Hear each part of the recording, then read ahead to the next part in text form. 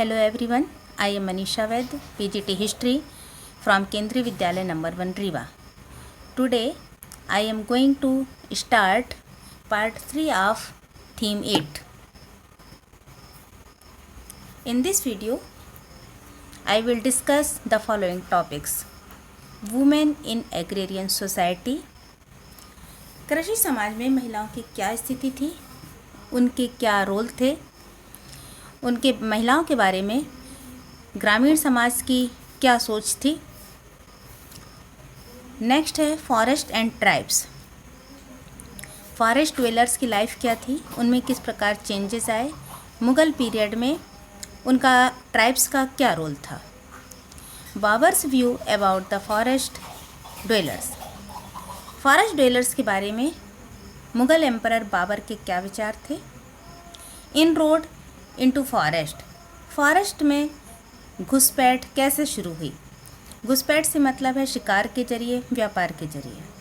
Next the zamindars, जमींदारों की उत्पत्ति कैसे हुई, उनमें पावर कैसे आया और रूरल सोसाइटी में जमींदार्स का क्या रोल था। Women in agrarian society, production की प्रोसेस में मेल और फीमेल, मैन और वुमेन स्पेसिफिक टाइप के रोल अदा करते हैं। जहाँ मैन और वुमेन शोल्डर टू शोल्डर खेतों में काम करते हैं। मैन खेतों की जुताई करते हैं, हल चलाते हैं, और पहले भी यही बात थी। जिस प्रकार पुरुष खेत जोतते थे और हल चलाते थे, और महिलाएं बुआई, निराई और कटाई के साथ साथ पकी हुई फसलों का दाना निकालने का काम करती थीं।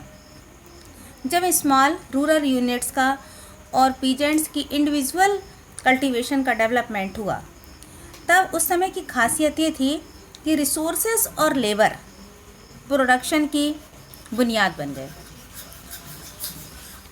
ऐसे में जेंडर डिस्क्रिमिनेशन ज़्यादा संभव नहीं था। फिर भी महिलाओं की बायोलॉजिकल फंक्शंस को लेकर लोगों के मन में कुछ ऑर्थोडॉक्स फीलिंग्स थी। जैसे पॉटर्स का व्हील छूने की उन्हें परमिशन नहीं थी। बीटल लीव्स जहाँ पर उगाई जाती थी वहाँ पर वुमेन को जाने की परमिशन नहीं थी।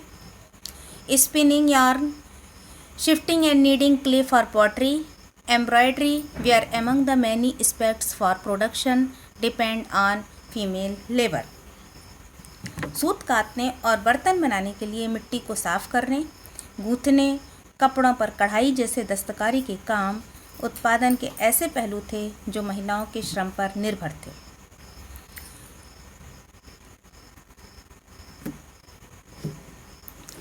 ये देखिए, यहाँ पर महिलाएं एग्रीकल्चर फील्ड में भी वर्क कर रही हैं और आर्टिशंस का काम भी कर रही हैं। स्टेटस ऑफ वुमेन, समाज में महिलाओं की क्या स्थिति थी। Child bearer in a society, क्योंकि सोसाइटी लेबर पर डिपेंड थी, इसलिए ये सोच थी कि जितने ज़्यादा वर्किंग हैंड होंगे उतना ही ज़्यादा प्रोडक्शन में वृद्धि होगी। इसलिए महिलाओं को एज चाइल्ड बियरर भी सोसाइटी में माना जाता था और इस प्रकार उनका एक इम्पॉर्टेंट रिसोर्स के रूप में देखा गया था। लेकिन बार बार फ्रीक्वेंट प्रेगनेंसीज की वजह से, मलन्यूट्रिशंस की वजह से उनमें से हाई मोर्टेलिटी रेट प्रेजेंट थी। इन सब चीज़ों ने सोशल कस्टम्स को बढ़ावा दिया। Marriages in many rural communities require the payment of bride price rather than dowry to the bride's family. कई ग्रामीण संप्रदायों में शादी के लिए दुल्हन की कीमत अदा करने की ज़रूरत होती थी, न कि दहेज की। तलाकशुदा महिलाएं और विधवाएं दोनों ही कानूनन शादी कर सकती थीं। इसका मतलब है रीमैरिज, पुनर्विवाह को समाज की अनुमति प्राप्त थी। एक्सप्लॉयटेशन ऑफ वुमेन,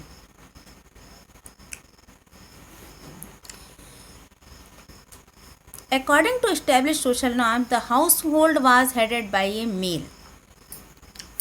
परिवार में घर का मुखिया अक्सर पुरुष ही होता था। उन पर स्ट्रिक्ट कंट्रोल के जरिए फैमिली और समुदाय के द्वारा उन पर नियंत्रण रखा जाता था। कभी कभी संदेह होने पर उन्हें भयानक दंड भी दिया जाता था। Protest by women. Rajasthan, Gujarat और महाराष्ट्र आदि वेस्टर्न इंडिया के इलाकों से जो डॉक्यूमेंट्स मिले हैं उसमें ऐसी पिटीशंस मिली हैं जहां वुमेन ने जस्टिस के लिए और कंपनसेशन की उम्मीद से ग्राम पंचायत को एप्लीकेशंस भेजी हैं। ज़्यादातर वाइफ्स अपने हस्बैंड का अगेंस्ट विरोध करते दिखाई गई हैं कि वो अपनी वाइफ और बच्चों को इग्नोर करते हैं।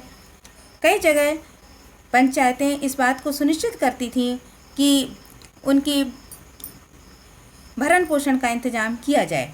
जब महिलाएं पंचायत को अपने नाम देती थीं तो उनके नाम डॉक्यूमेंट्स में दर्ज नहीं किए जाते थे। अक्सर वो किसी की मदर, सिस्टर या वाइफ के रूप में उनका नाम दर्ज किया जाता था।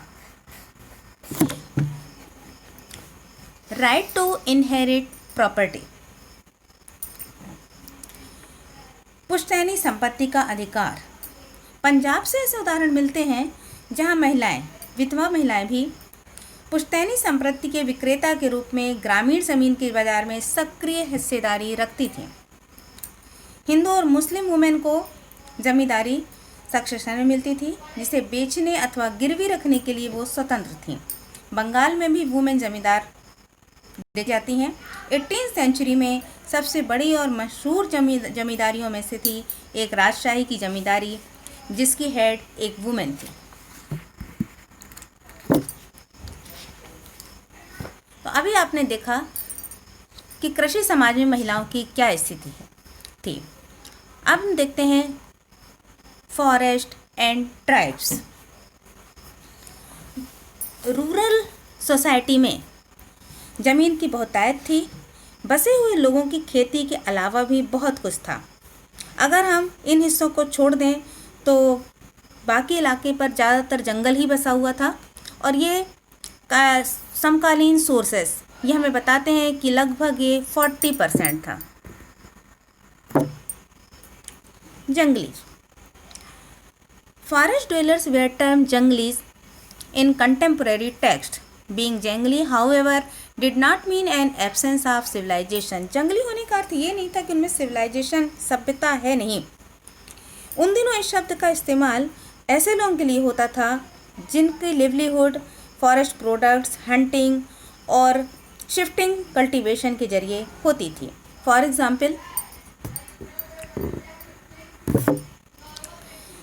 भील जो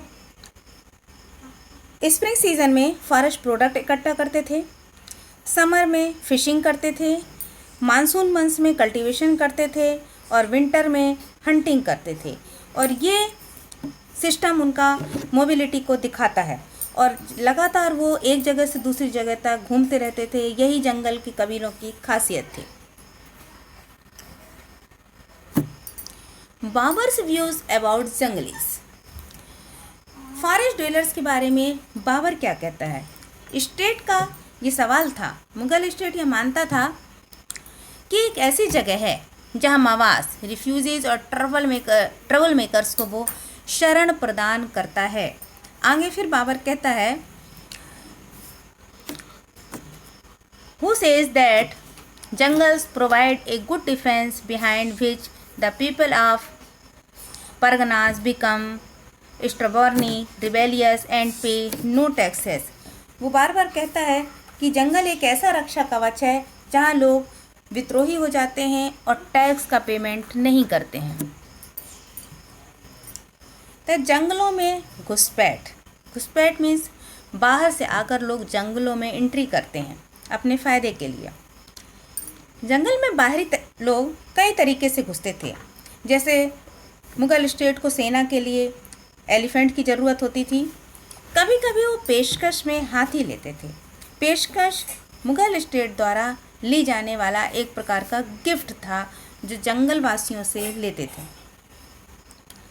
मुगल पॉलिटिकल ओपिनियन में पुअर एंड रिच सबके लिए जस्टिस करने का एक कैरेक्टरिस्टिक्स था हंटिंग कैंपेन।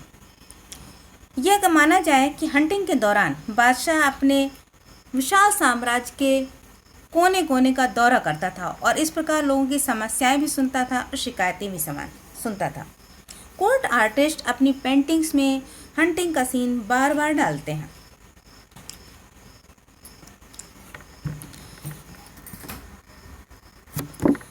देखिए एलिफेंट्स एंड ट्राइब्स।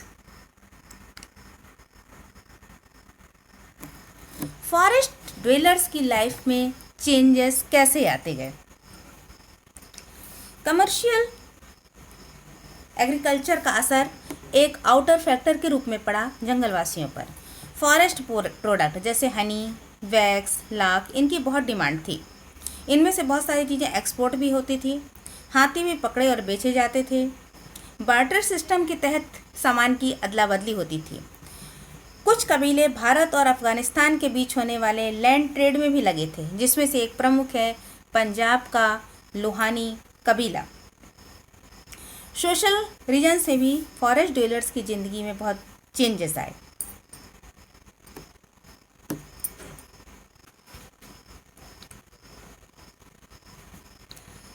बहुत कुछ ग्रामीण समुदाय के बड़े आदमियों की तरह सरदार बन गए।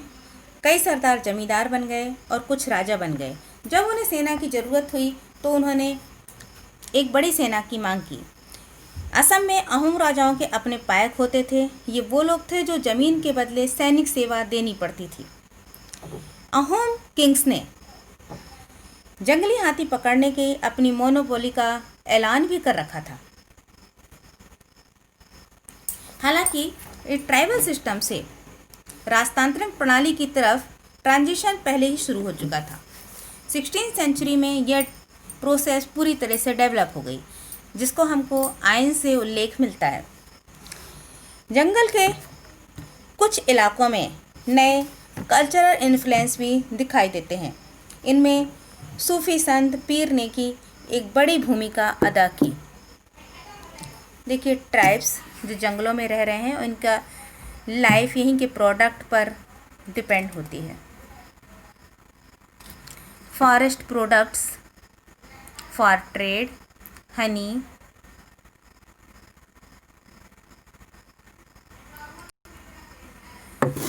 जमींदार्स। मुगल भारत में एग्रीकल्चर रिलेशंस की चर्चा तब तक पूरी नहीं होती जब तक हम जमींदारों के बारे में चर्चा नहीं कर लेते।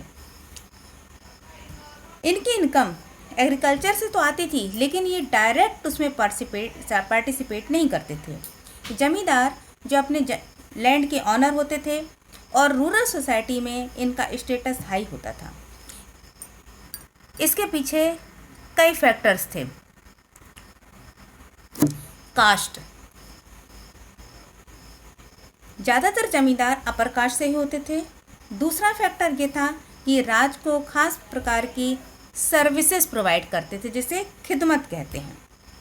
जमींदारों की प्रॉस्पेरिटी की एक और वजह थी उनकी इंडिविजुअल लैंड, जिसे प्रॉपर्टी कहा जाता है। अक्सर इस पर वो मजदूर काम करते थे जो लैंडलेस होते थे और पुअर होते थे। जमींदार अपनी मर्जी से इन ज़मीनों को बेच भी सकते थे, खरीद भी सकते थे। ये मिलिट्री रिसोर्सेज पर कंट्रोल रखते थे और बहुत सारों ने अपनी किले भी बना के रखते थे और अपनी आर्मी भी रखते थे। उसमें घुड़सवार, तोपखाने और पैदल सिपाहियों के जत्थे भी शामिल होते थे। कंसोलिडेशन ऑफ जमींदार।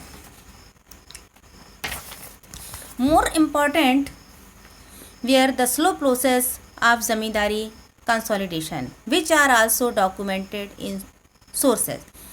मुगलकालीन स्रोतों में जमींदारी का गठन कैसे हुआ, इसकी एक धीमी प्रक्रिया भी पता चलती है।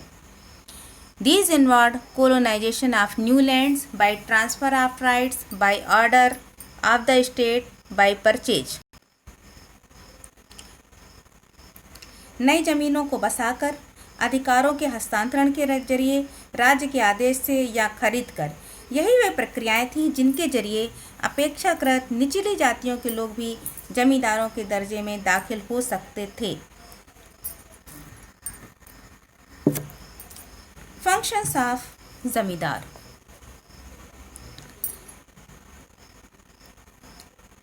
राजपूतों और जाटों ने ऐसी रणनीति अपनाकर उत्तर भारत में जमीन की बड़ी बड़ी पट्टियों पर अपना नियंत्रण पुख्ता किया। मध्य और दक्षिण पश्चिम बंगाल में किसान और पशुचारियों ने अपनी ताकतवर जमींदारियां खड़ी की। जमींदारों ने खेती लायक जमीनों को बसाया, खेतीहरों को उधार देकर उनकी मदद की। जमींदारी की खरीद फरोख्त से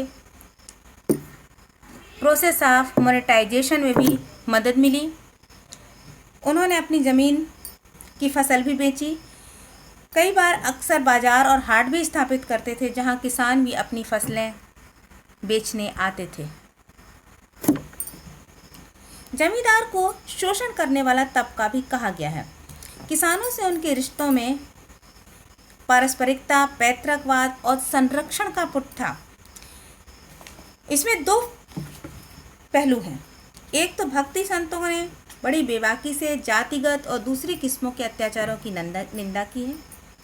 वहीं उन्होंने जमींदारों को किसानों के शोषक और अत्याचार करने वाले के रूप में नहीं दिखाया। दूसरे 17वीं सदी में भारी संख्या में जो एग्रीकल्चर रिवोल्ट हुए हैं उनमें राज्य के खिलाफ जमींदारों को अक्सर किसानों का समर्थन मिला है।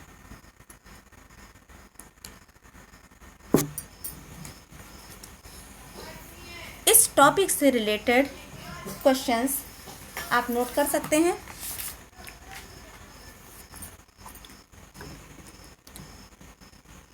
Why were the forest dwellers termed जंगली? Give any two reasons. जंगल वासियों को जंगली क्यों कहा गया है? कोई दो कारण लिखिए। How did the zamindars derive their power during the Mughal period? Mention any two ways. जमींदार मुगल काल में अपनी ताकत कैसे लाते थे या उनकी शक्ति कहाँ से आती थी? कोई दो कारणों को दर्शाइए। Analyse the role of zamindars during the Mughal period. Mughal काल में जमींदारों की भूमिका का विश्लेषण कीजिए। Examine how were the lives of forest dwellers transformed in the 16th and 17th centuries। 16वीं और 17वीं सदी में जंगल वासियों की जिंदगी किस प्रकार बदल गई? परीक्षण कीजिए। There was more to rural India than the sedentary agriculture. Explain the statement in the context of Mughal period. ग्रामीण भारत में बसे हुए लोगों की खेती के अलावा भी बहुत कुछ था। इस कथन का परीक्षण कीजिए। Examine the status and role played by women in the agrarian society during Mughal period. Mughal काल में कृषि समाज में महिलाओं की क्या भूमिका थी और उनकी क्या स्थिति थी? इस कथन का परीक्षण कीजिए। आशा करते हैं सभी छात्र छात्राएं इन प्रश्नों का उत्तर लिखने में समर्थ होंगे और उन्हें ये टॉपिक समझ में आया होगा। थैंक्स। अगला टॉपिक लैंड रेवेन्यू सिस्टम और आईने अकबरी अगले वीडियो में पार्ट 4 में देख सकते हैं।